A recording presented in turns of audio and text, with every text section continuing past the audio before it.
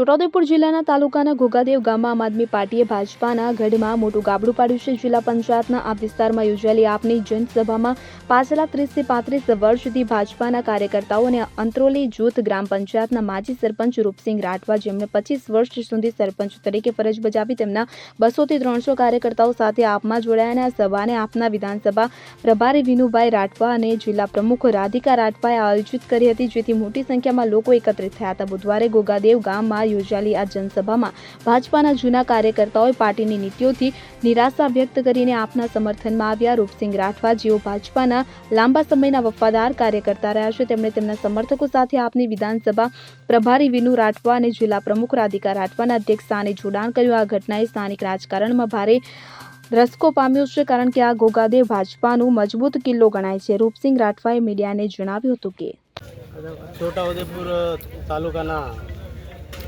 શહેર જિલ્લા પંચાયતના ઘોઘાદેવ ગામે ભારત જોડો જનસભાનો કાર્યક્રમ રાખવામાં આવેલ હતો, જેમાં ઘોઘાદેવ ગામના સરપંચ શ્રી સ્વયંભુ રૂપસિંહભાઈ, જેઓ ભારતીય જનતા પાર્ટીને જાકારો આપી, જેઓ 30 વર્ષ સુધી એમની સાથે સરકારમાં જોડાયેલા હતા અને તેમના વિસ્તારના કામો અને વિકાસના માંગણી કરેલી હોય, એ માંગણીને સ્વીકારી ન હોય અને માંગ પૂરી ના કરી હોય અને સાંભળવામાં નથી આવતું, એના માટે આજે રૂપસિંહભાઈ સરપંચ એમની મોટી સંખ્યાઓમાં અમારી આમ આદમી પાર્ટીમાં ખેસ ધારણ કરીને જોડાઈ રહ્યા છે.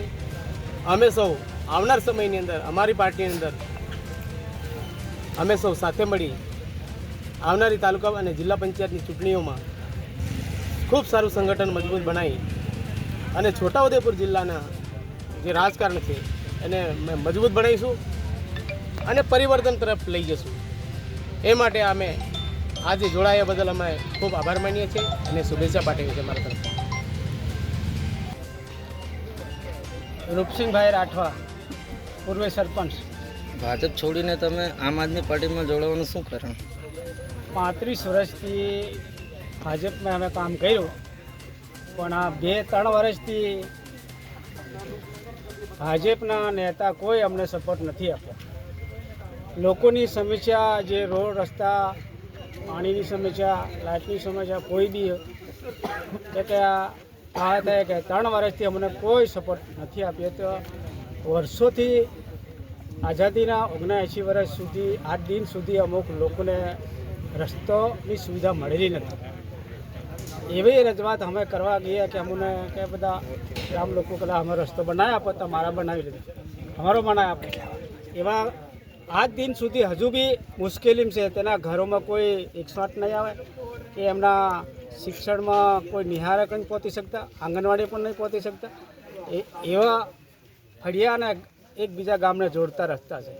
પછી બીજું કે અમારો કોઈ બી પ્રશ્ન હોય તો અમારું કોઈ સાંભળતા નથી. મને એવું દુઃખ થયું કે સારું આપણે કોઈ સાંભળતા નથી 2 થી 3 વર્ષથી, અને હમણાં અવગણના કરવામાં આવે છે, એટલે અમને કોઈ સપોર્ટ નથી આપતા. એટલે કે અમુક વિશ્વાસ એના પર નથી, એટલે પછી અમે આમ આદમી પાર્ટીમાં આજે અમે જોડાઈ ગયા.